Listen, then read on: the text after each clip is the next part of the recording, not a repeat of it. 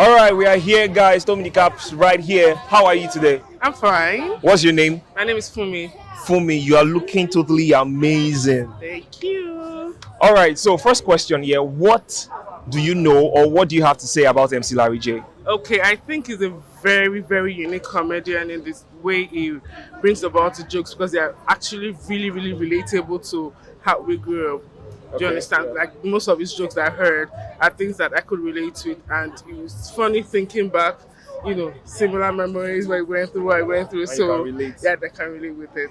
Okay, so outside MC Larry J, which other act for tonight are you looking forward to see?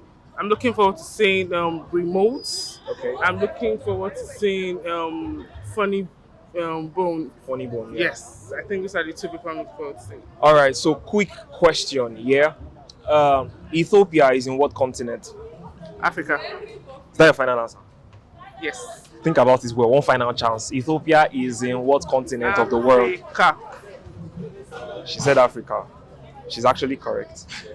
All right, enjoy the rest of All your right. evening. Thank you very much. Have a good one. You too. Bye.